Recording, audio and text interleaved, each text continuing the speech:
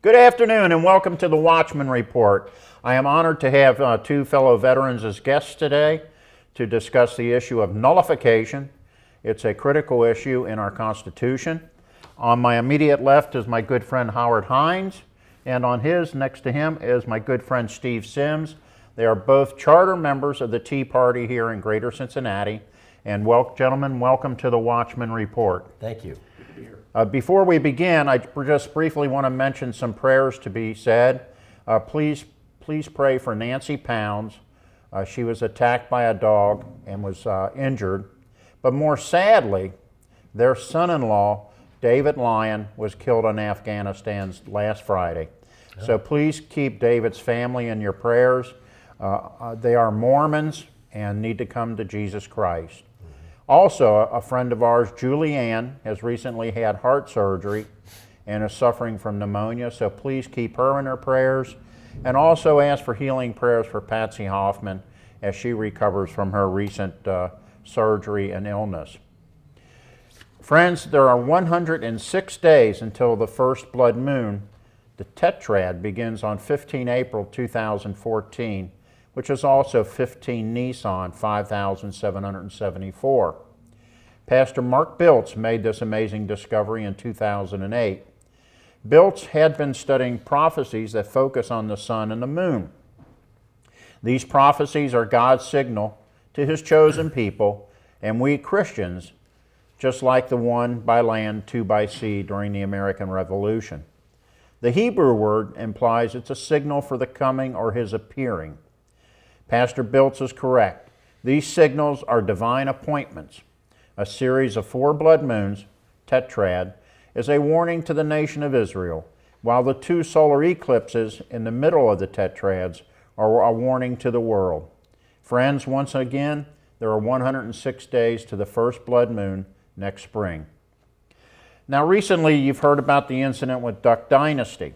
Have you ever thought about what causes Christian incidents like the one involving Duck Dynasty? Why is it that Christianity causes division among people and makes people angry? Consider this. There is no other religion other than Christianity that causes such division around the world. Why does this happen? Well, I can give you 9 reasons. Number 1, Christianity is real. It is a relationship with Jesus Christ. It reaches to the man's depth of the soul. There is no other religion that gives freedom of choice. Number 4, there is no religion that does not require, it is the only religion that does not require works to get into heaven. 5, there is no other religion that treats truth as an absolute. 6, there is no other religion that depends upon the mercy of God. 7, there is no other religion that gives total assurance of salvation by simply a step of true faith. Number 8, there is no other religion that requires only a genuine acceptance of Jesus Christ as your personal Savior and Messiah, and as a means for attaining eternal salvation and happiness in heaven. And number 9, Jesus Christ himself is a stumbling stone to the world.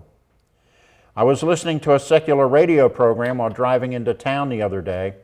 The morning announcer was saying that Christians such as myself should not be afraid to say Merry Christmas and to stand up for our beliefs. A caller identified himself as an evangelical Christian. He said that Christians should not be afraid to speak of the true meaning of Christmas, which to him was all about grace, love, and mercy. In his 3 minutes on the air, this evangelical did not mention Jesus Christ once. The announcer reminded the caller that he missed the entire reason for Christmas, Jesus Christ coming to give salvation to the entire world. Herein lies the rub for Christians. Many evangelical Christians have become uncomfortable saying the name Jesus Christ. I'm not sure how you can evangelize without mentioning Jesus, because sooner or later it comes down to whether a person accepts Jesus as their personal Savior. A missionary once visited a church in San Francisco with a non-believer. The services had a lively worship, contemporary preaching, music, and they baptized a young man in the name. All that was good and sounded terrific. In a discussion afterwards, the non-believer found it strange that during the service, Jesus Christ was not mentioned one time. In Matthew 10:32 through verse 37, Jesus puts it on the line. He says, and I quote, "Whosoever therefore shall confess me before men, he will I confess also before my Father in heaven. But whosoever shall deny me before men, him will I also deny before my Father in heaven. Think not that I have come to send peace on earth. I came not to send peace, but a sword. For I am come to set a man at variance against his father, and the daughter against her mother, and the daughter-in-law against her mother-in-law. And a man's foes shall be they of his own household. Indeed, this was indeed true for Jesus Christ also. He that loves father or mother more than me is not worthy of me, and he that loves son or daughter more than me is not worthy of me. Therefore, friends, be bold in Jesus Christ." Well, we're going to go into the history of a constitutional topic called nullification. Very few American people are even aware of this concept. And we're going to begin with Steve Sims. He's going to describe to us what a federation is and the history of the idea of nullification. We'll go into a discussion of the Federalist Papers, the Resolution of 1798, which was Jefferson's opinion on nullification. And if we have time, we'll get to the Virginia Resolution and the Fugitive Slave Act. So Steve, could you begin? Yes. First of all, I know that a lot of Christians have opted out of politics. I believe that's a mistake. It is true that politics is a dirty business and there's a great deal of corruption at all levels of government rule. Steve, pardon me, I forgot to do something. Steve is the author of a wonderful book called A Secret Place of the Most High, and I highly recommend it. He has written 2 books on his experiences in Vietnam, and I apologize for omitting that. And we also have 2 other books that we'll discuss later. Sorry, Steve.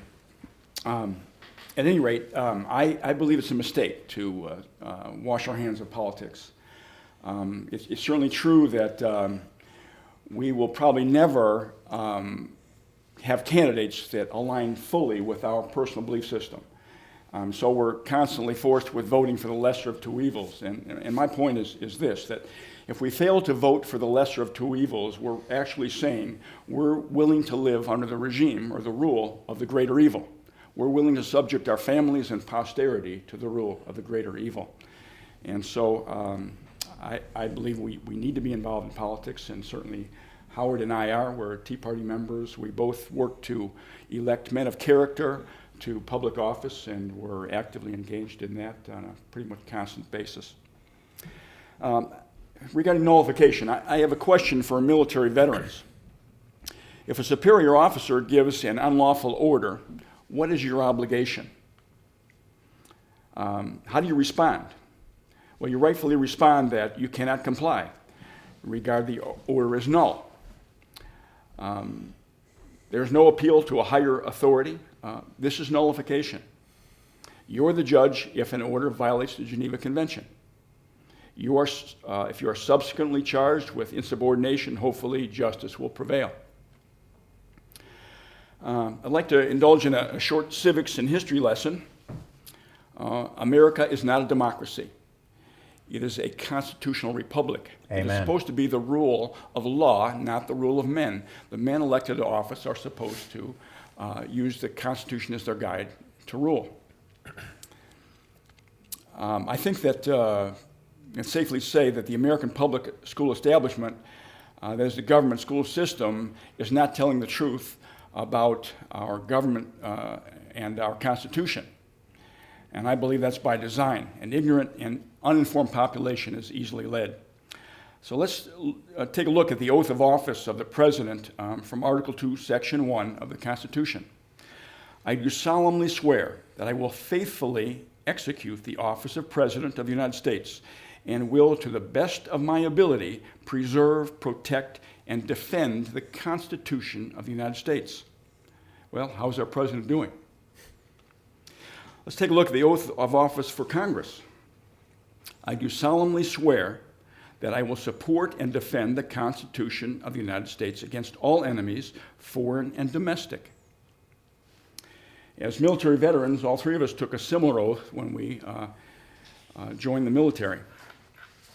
And let me add, Steve, here that this particular broadcast is not necessarily to beat up on Barack Obama.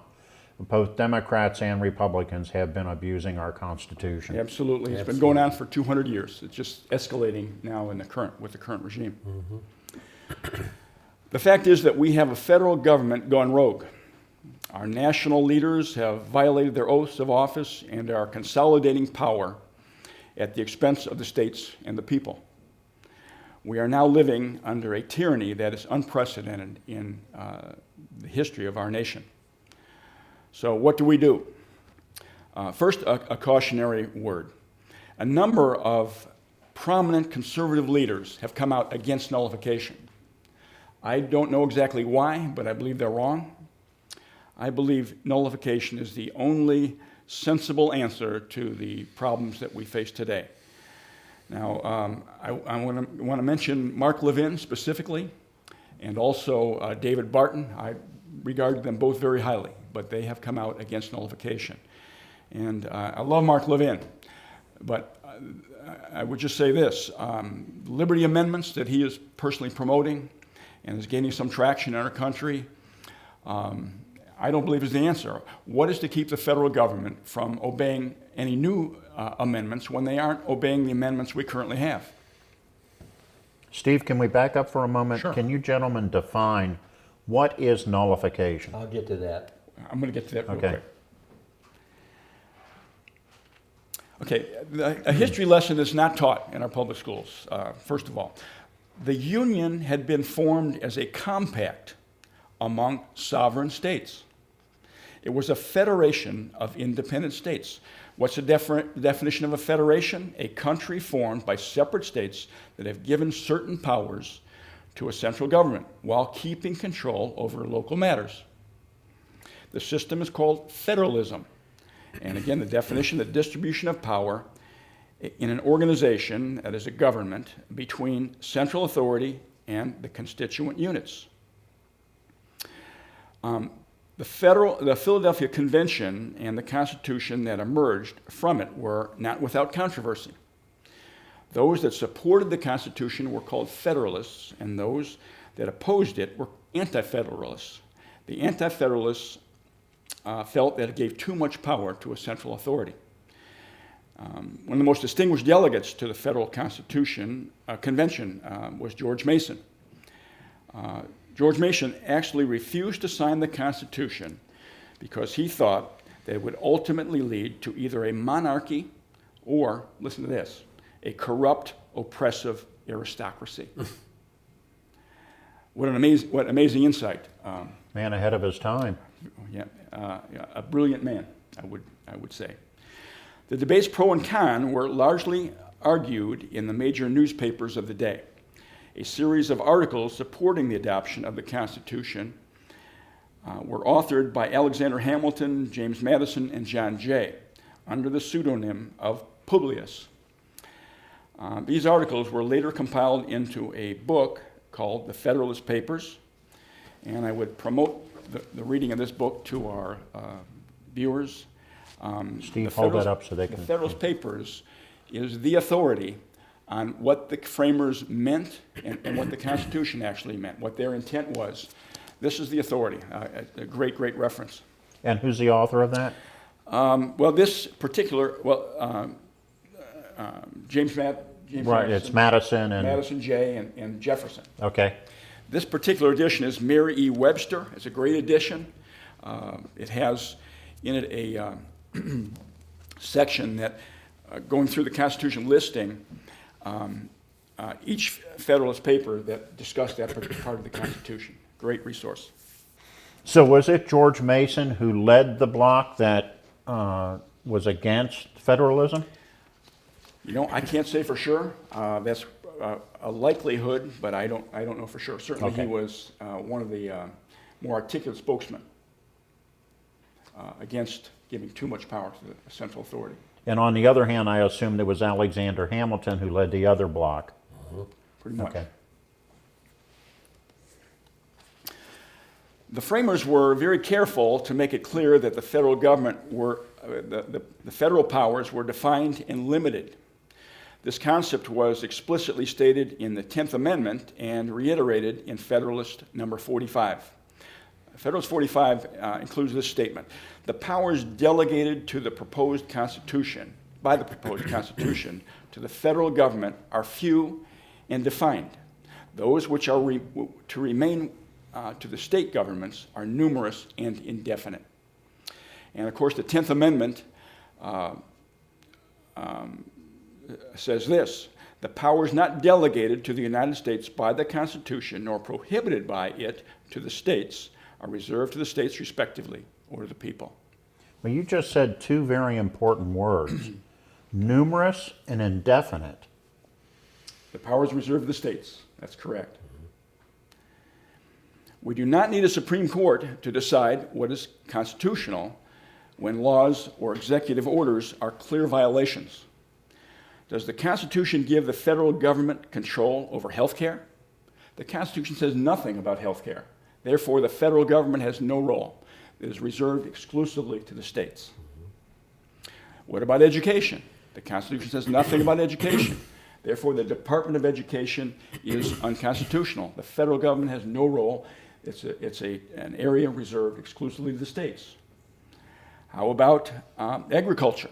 The Constitution says nothing about agriculture. Therefore, it is an area reserved to the states. How about environmental protection? It says nothing. Therefore, environmental protection is reserved to the states. Consider, who was more concerned about their local environment? The local people. Not some people X number of miles away in a bureaucracy. We're concerned about the pollution of our lands and air and water. It should be a local matter. If there is some compelling need for the federal government to get involved in some area, education, healthcare, environmental protection, fine.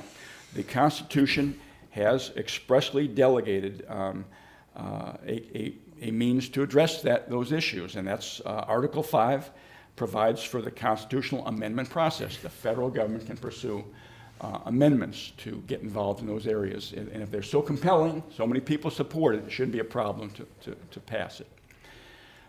So nullification means simply this: a federal law that violates the Constitution is no law at all. It is void and of no effect. Relying on the Supreme Court, a branch of the federal government, to decide the extent of federal government power literally guarantees the corrupt, oppressive aristocracy envisioned by George Mason. The Christian framers of the Constitution knew the sinful nature of man and that power tends to corrupt. The power to determine constitutionality ultimately and logically rests with the states or the people.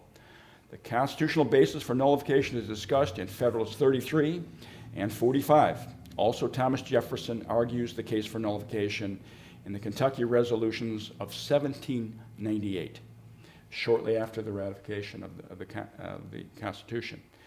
And that was in response to the Alien and Sedition Acts. Mm-hmm. Go ahead, Howard. You done? I'm done. For now. You're done for now.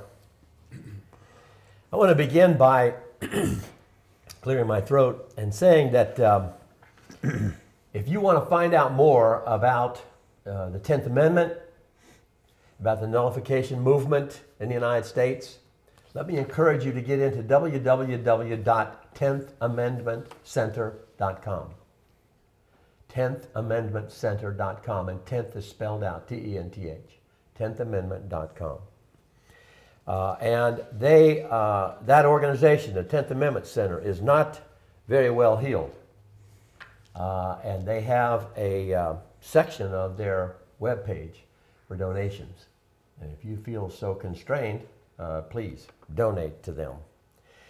At the outset, I want to give some praise to my local member of the Ohio legislature, John Becker. John Becker has either sponsored or co-sponsored 7 pieces of legislation that smack of nullification. And John Becker's doing an outstanding job in the lower house of the Ohio Assembly. And I want to bring praise to him. As Steve said, what is nullification? Nullification is any act or set of actions taken by a state legislature that find a federal act unconstitutional and render it null, void, or simply inoperable in that state. Or county government. County government can do it as well. Yep, the counties too. As a matter of fact, there is a movement. The last time I looked, there were not quite 500 county sheriffs across the country that have stated publicly they will not enforce any violation, any infringement on the Second Amendment right to keep and bear arms. And that's very important because the county sheriffs actually politically is one of the strongest offices in the country. The reason for that is the county sheriff is the highest ranking law enforcement officer in the country that's elected by the people. So, nullification at the state level, nullification at the county level. The first response to the idea of nullification, and that is a state legislature or even a county government nullifying an unconstitutional federal piece of legislation, a quote executive order, or some type of regulation from the federal government. The first response to progressives is, well, the Constitution makes the anything that the federal government does supreme over anything that the state governments do. And that's true. Except based on the it's, so-called supremacy clause. I'll get to that. Sorry. You're like my wife. She's always interrupting me too, and she's always a half step ahead of me because she's smarter than I am. I'm at least smart enough to realize it. In the 6th article of the Constitution, that's where the supremacy clause lies. In the second paragraph of Article 6 of the Constitution, it says, "This Constitution and the laws of the United States which shall be made in pursuance thereof, and all treaties made or which shall be made under the authority of the United States, shall be the supreme law of the land, and the judges in every state shall be bound thereby, anything in the Constitution or laws of any state to the contrary, notwithstanding." Now, it's easy to kind of bleep over the key phrase in the second paragraph of Article 6. The key phrase comes here. This Constitution and the laws of the United States, which shall be made in pursuance thereof. In other words, any law or executive action, executive order, or regulation that are deemed to be not constitutional, unconstitutional, are null and void. And they are not supreme to any action taken at the state level. Let me ask you a question in that regard. Based on what you've just read about executive orders, it seems to me, as an uneducated layman on this matter, that executive orders, by their very nature, are unconstitutional. Well, there is unfortunately a long precedent for executive orders in certain areas of federal operations, and frankly, I don't know whether the action of an executive order in and of itself is unconstitutional. Well, let me give you a specific example that I think was not only illegal but unconstitutional. On 1 April 1933, Franklin Delano Roosevelt issued an executive order, and people had 2 weeks to turn in their gold. Now, to me, that was an unconstitutional act. It absolutely was. It certainly sounds unconstitutional. No two ways about it. There's nothing in the Constitution that allows the government to confiscate individual possessions. Or force citizens to purchase something. Absolutely. Like Obamacare. Okay, repeat that again, Steve. There's nothing in the Constitution that I'm aware of that gives the federal government a right to confiscate possessions of a lawful citizen, lawful possessions, legal. Right. because inherent in the writing of our Constitution was the protection of property. Because the king could come in and seize whatever he wanted. Right. Or And whoever. remember the Declaration of Independence, it wound up the pursuit of the right to pursuit of life, liberty, and pursuit of happiness. It was originally property. That was changed to, I believe, to make it more acceptable. But we have property rights. That's property rights are enshrined in the Bible.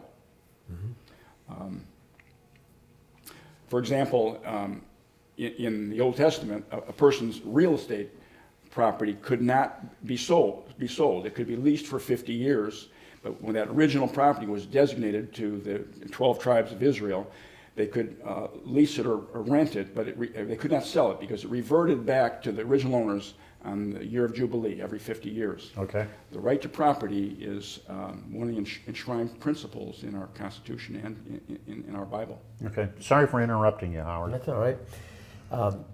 I should point out from this article, for example, in Politico, that in at least 37 states across the country, legislation has been introduced that in some way would gut federal gun regulations, according to the Brady Center to Prevent Gun Violence. The bills were signed into law this spring in 2 states, Kansas and Alaska, and I would add Wyoming, since this article was printed. As a matter of fact, Wyoming has gone so far, and I think Kansas did as well, to state the legislature passed legislation that says any federal officer coming into those states that seeks to enforce any infringement of Second Amendment gun rights will be charged with a state felony and arrested. Makes me feel like singing. There are 2 others that hope to override gubernatorial vetoes. The Missouri legislature passed a similar piece of legislation to nullify federal gun laws in Missouri, and it failed a governor's veto by 1 vote just recently. 20 states since 2010 have passed laws that either opt out of or challenge mandatory parts of Obamacare, the National Conference of State Legislatures says, and half of the states have approved measures aimed at knocking back the Real ID Act of 2005, which dictates Washington's requirements for issuing driver's licenses. Michael Bolden is the founder of the 10th Amendment Center, the spearhead, the spear point of the nullification movement across the country. Michael Bolden said, quote, "Rosa Parks is a beacon of light. If you say no to something, you can change the world." And that's what Rosa Parks did.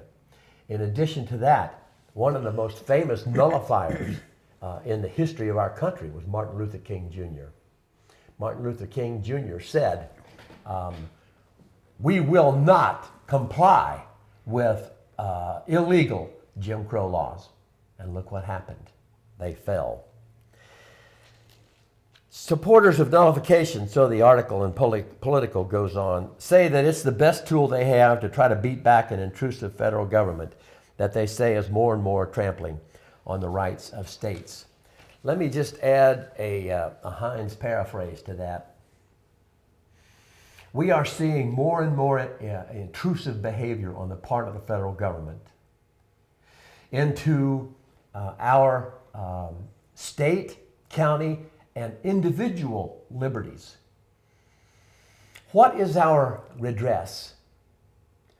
I think nullification is the answer at this point, because none of us who are dedicated to protecting and preserving liberty in the United States want to do so by resorting to violence. Nullification is the nonviolent way to protect, in my opinion, to protect and preserve liberty in the United States. Amen. In fact, I'd like to read what Thomas Jefferson said about that. He said, "Nullification is a rightful remedy whenever the government violates the Constitution. Yep. It is our right as American citizens." Now, Steve and I, on October 19th, attended a one-day convention in Raleigh, North Carolina. Beautiful town, by the way. The convention was called Nullify Now. And it was a series of really speakers from morning until late in the afternoon. And I want to review some of the points that some of those speakers made, not all of them, but some of them. The first speaker was a woman named Diane Rufino. And she said, among other things, that Jefferson advocated nullification.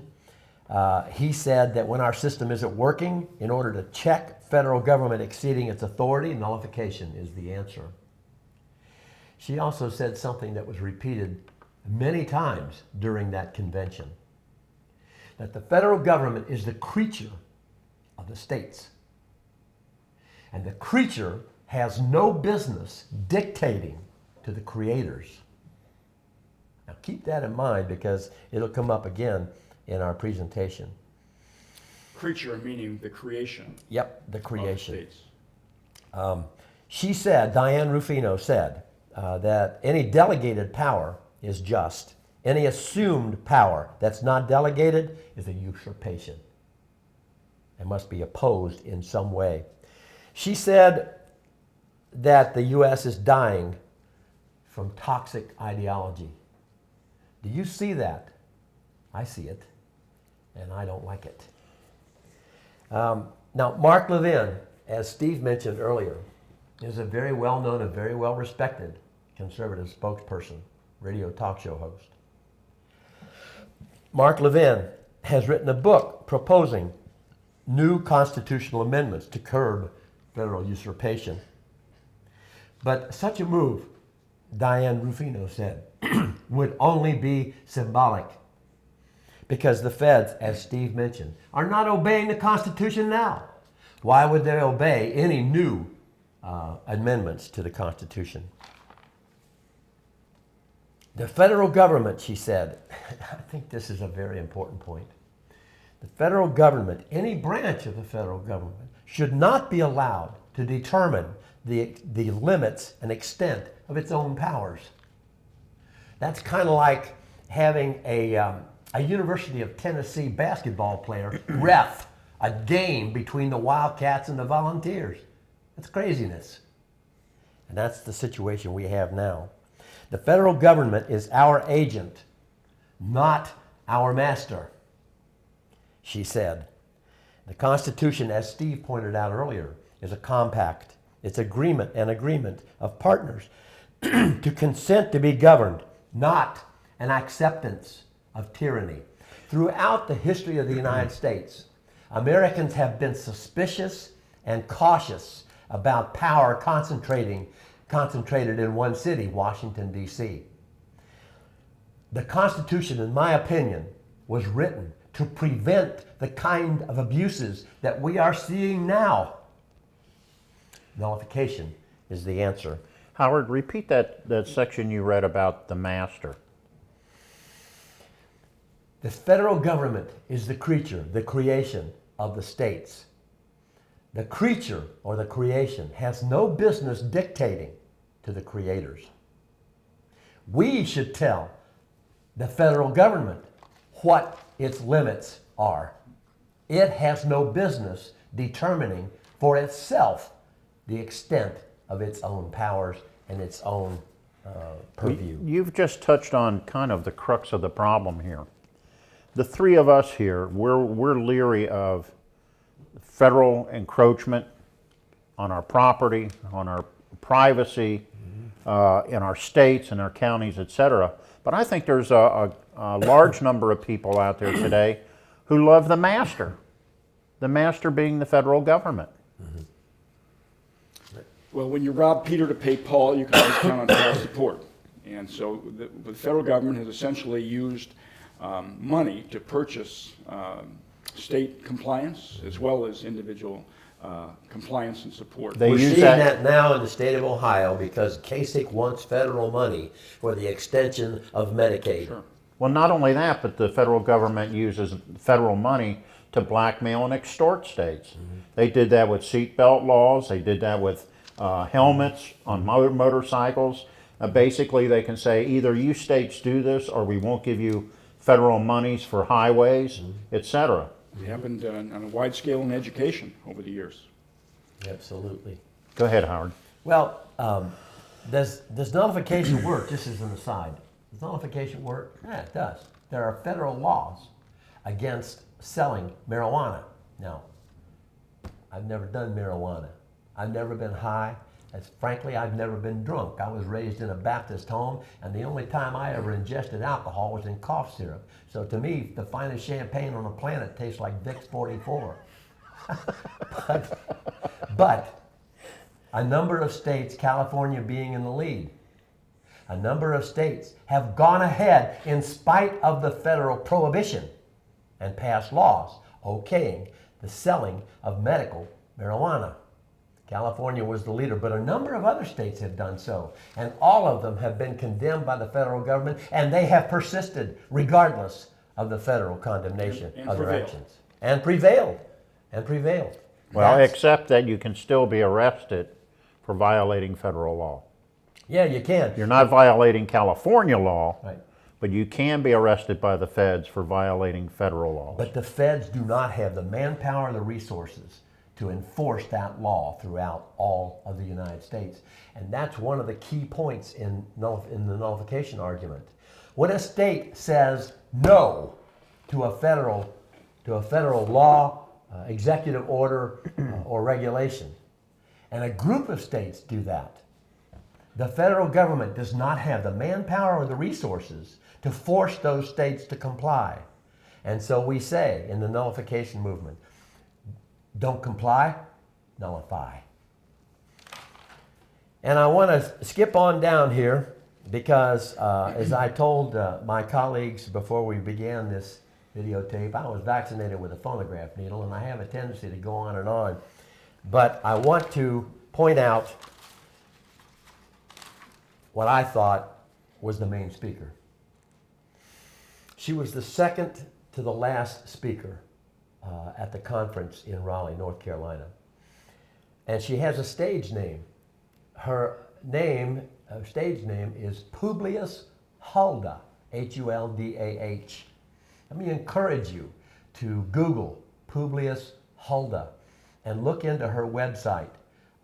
It's a treasure trove of information about the Constitution, about the 10th Amendment, about abuses at the federal level. Publius Huldah is a constitutional scholar, a Yes. lawyer, and a very articulate spokesperson. And there will be a link to one of her sites on this particular The telecast. speech that she gave at the Raleigh Convention, Yeah. we'll Okay. put that link on. And that's Publilius, correct me if I'm wrong on the last name, Huldra? D-A-H. D-A-H. Huldah.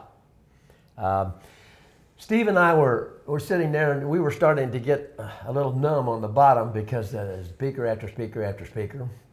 And it was getting late in the afternoon.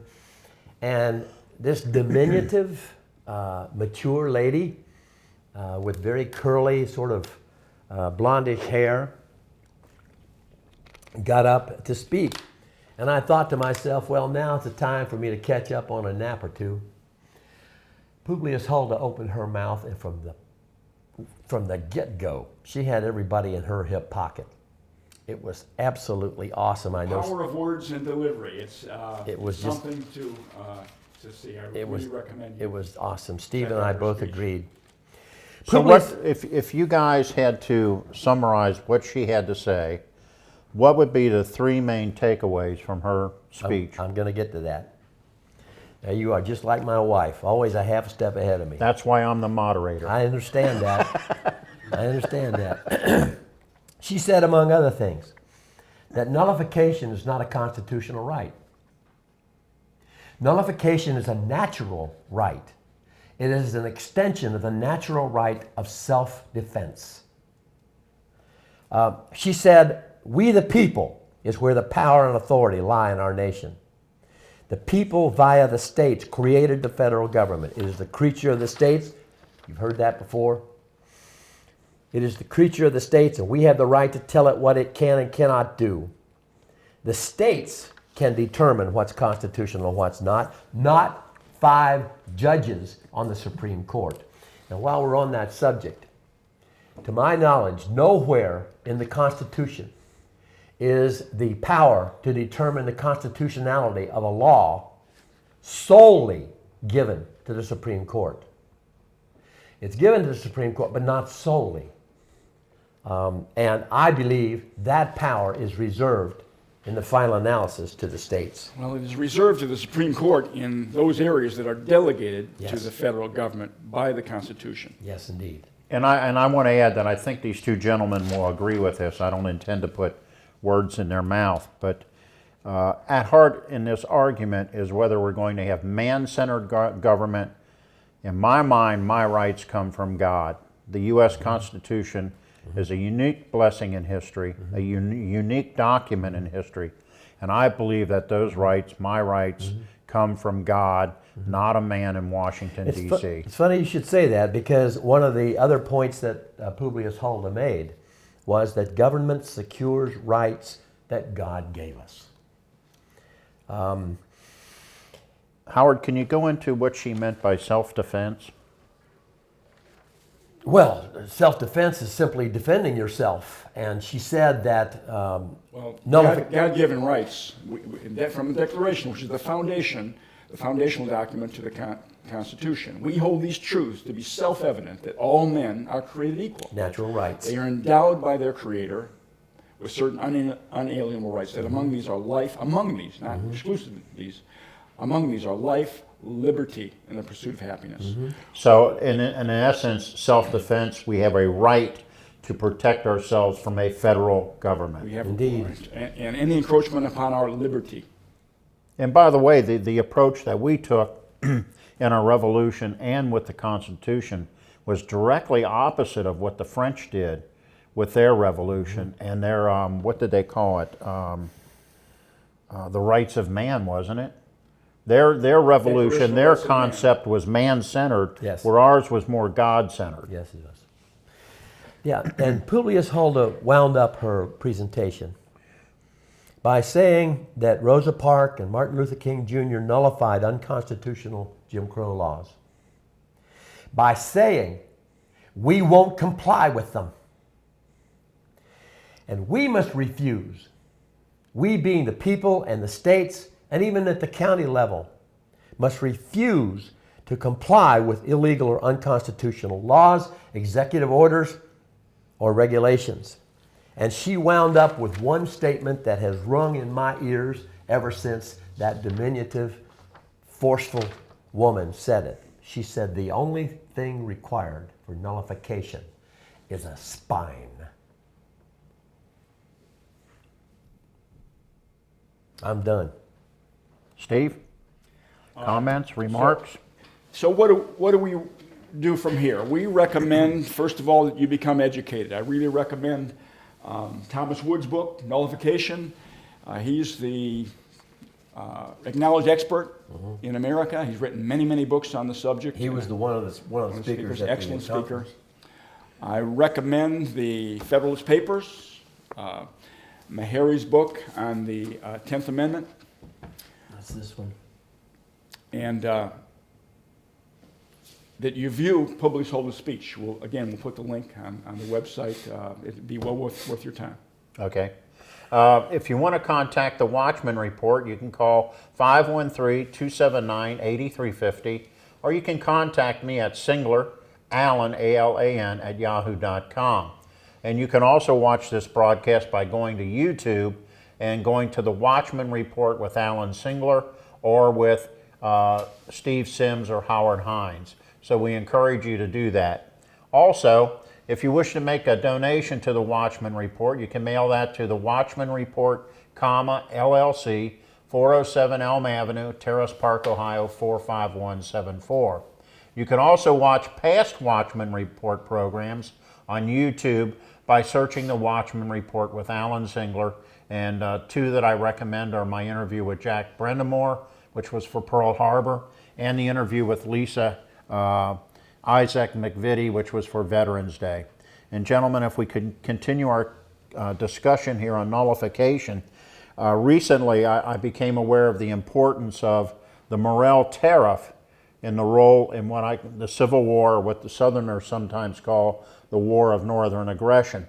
Most people believe that the Civil War started because of slavery, and that is not true.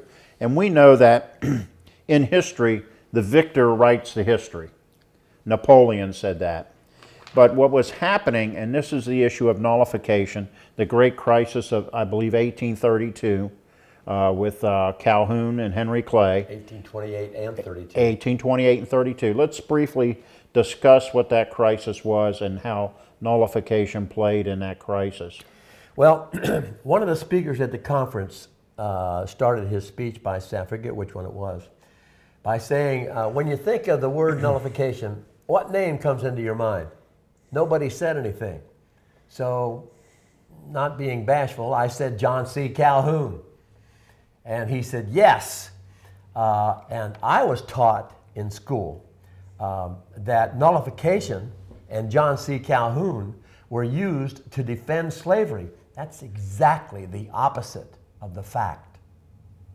John C. Calhoun used nullification, and tried to use nullification in 1828 and 1832 to oppose the federal tariff on cotton products that were coming in from England because the English were competing with the northern cotton products manufacturers.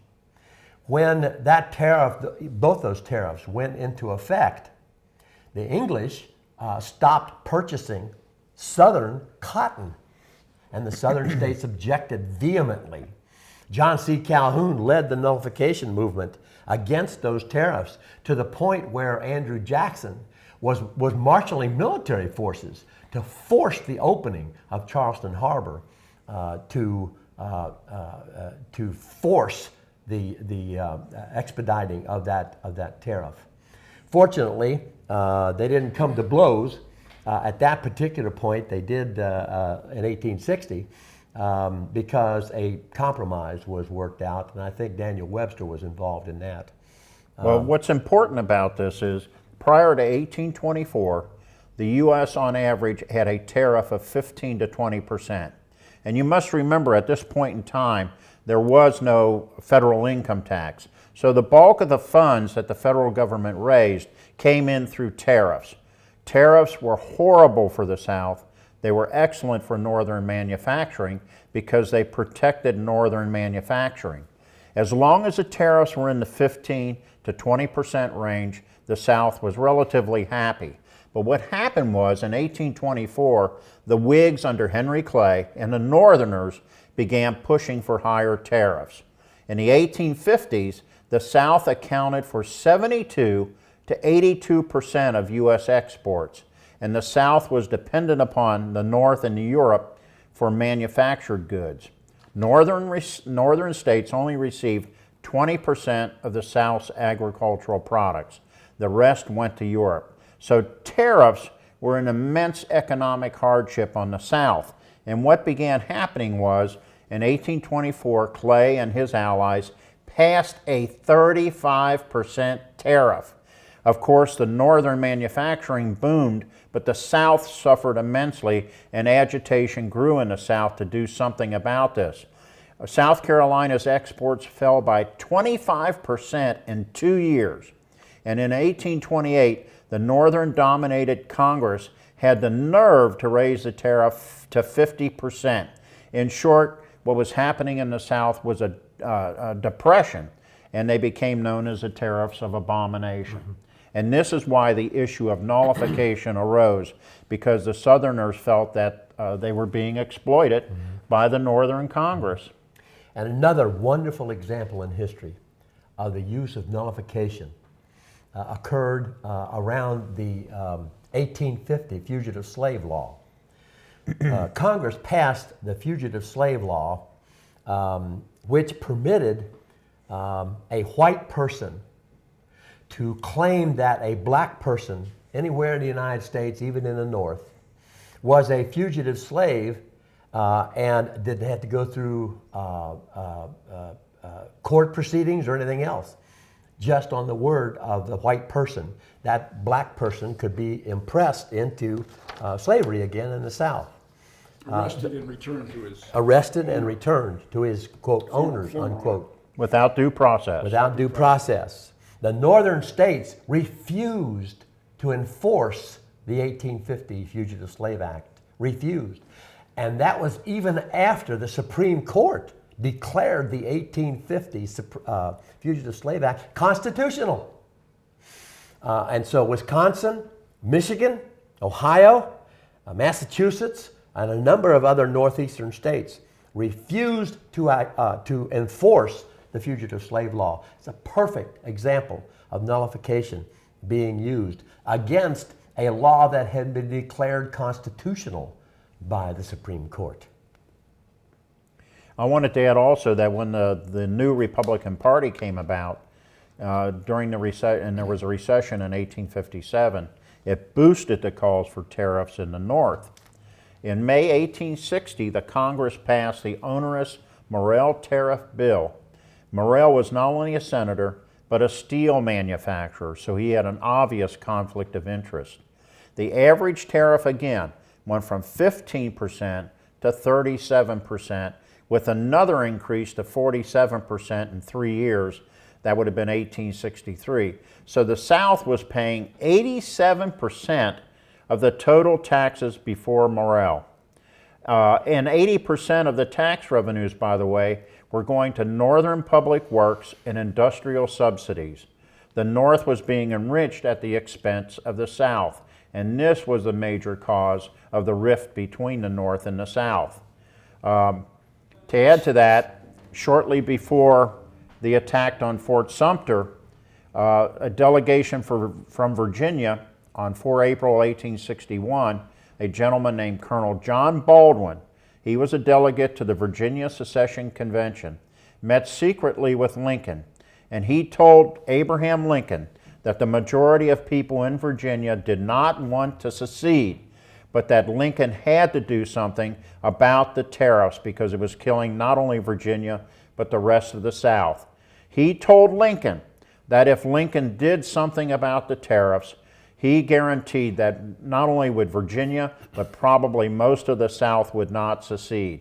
But Lincoln disregarded Baldwin and committed to military action at Fort Sumter, which was a tariff collection point. So we have been lied to in our American history. Another example of the use of where the states wanted to use nullification. Agree. Absolutely agree. Well, there's a couple of different ways that nullification can be used. First of all, if a state legislature or even a county government passes legislation declaring that this or that federal action is null and void within that jurisdiction, that's one way to do it. Kansas, Wyoming, and 2 or 3 other states have already done that. And I understand there is legislation pending now in South Carolina and also recently, more recently in Georgia, to nullify Obamacare, which again makes me feel like singing. There's another way to do nullification, to carry out nullification, and that's just simply to say, like Rosa Parks, no, we won't comply. On an individual basis. On an individual basis, and really on a county basis. That's what the sheriffs are doing. There's 488 of them the last time I saw a count that have said we will not comply. The answer to federal gun laws in our county is no, we will not enforce them. That's effective. Well, the issue of immigration is also involved in that with people coming across our border. Yes. So some of these brave sheriffs are saying no to the federal government. In fact, one of them was put on trial. Do you remember who that was? I don't. But he was found not guilty. He was recently found not guilty. Good. And I think the gentleman was a county sheriff in Florida, if I'm not mistaken. So how long do you think it will be? And this is the $64,000 questions. Because you just said it's coming down to the individual resisting the federal government. How long do you two gentlemen believe it is before we see more and more individuals resisting the federal government? Well, it may take, in my opinion, it may take a major federal push against the right to own and bear arms. So we have so many people in support of the Second Amendment that I'm not sure we have enough support in other areas, but I believe we do have it in the Second Amendment. I have said many, many times, and will repeat again and again, Americans will not disarm, and Americans will not be disarmed.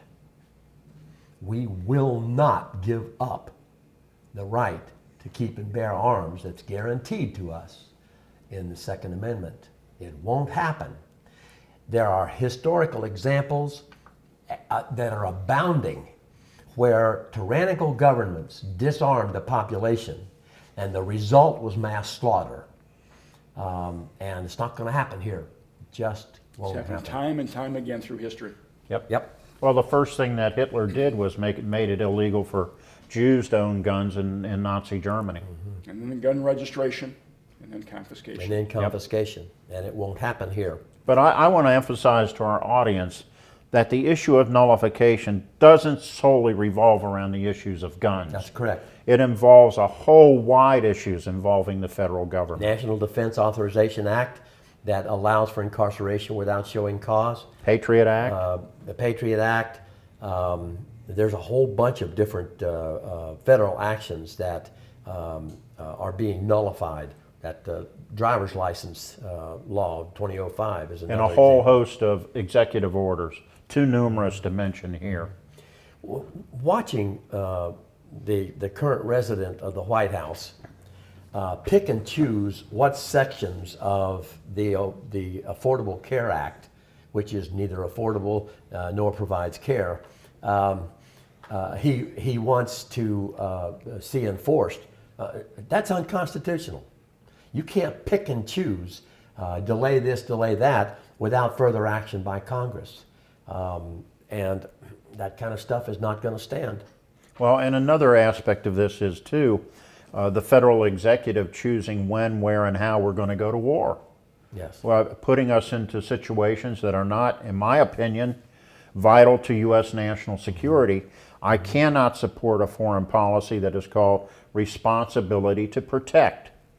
That foreign policy does not involve vital U.S. national security interests. So I am opposed to any president, Republican, Democrat, or Independent. We've had too many wars where we've wasted blood and treasure to no end, except the only end I can see is a globalist attempt to empty our treasury. Steve and I are both veterans of the Vietnam War. We're all veterans here. I know. You're a veteran of a different war. And we all three understand exactly the point you just made. So, well, gentlemen, it was a very educated discussion. You're welcome to come back on this topic again. You got a few minutes to sum up. Steve, you want to begin a short summary? I just want people to remember all it takes to save our nation is a spine, as Publius Holda so eloquently stated. We have to stand as individuals to defend the Constitution when our government is promoting unconstitutional. And when and where does your Tea Party, your local Tea Party, where do they meet and when? We're members of the Claremont County Tea Party. We meet the first Tuesday of each month at the Holiday Inn Eastgate. And do 7 o'clock. On a separate issue here, do either of you know if Ted has made a decision as to whether to run He for has governor? not. Okay. He has not. I will say this about Ted Stevenow. I've known him now for 2 or 3 years. A man of great character. Yes. And if he chooses to run for governor, I will support him with my Ted, heart. all So three will of I. us will support you. And contact us, and if you're listening or if you watch this telecast, and let us know when you are going to make a decision. And we need a man of God in the State House. Absolutely. A person with character. Howard, you want to sum up? Yes. Don't let any liberal, progressive, or anybody else for that matter, Or phony conservative? or phony conservative, there are some. We There call are a A lot. lot. We call them rhinos, Republicans in name only. Don't let any of them tell you that anything the federal government does is supreme because of the supremacy clause in the Constitution. It's not true. As I pointed out, The Article 6 of the Constitution that contains the Supremacy Clause says clearly that laws passed by the federal government in pursuant to the Constitution are supreme. Laws, executive orders, agency regulations that are not pursuant to the Constitution are null and void. They're not laws at all, and we will not comply. We will nullify. And as Steve just said, repeating what Publius Hulda said, the only requirement for nullification is a spine.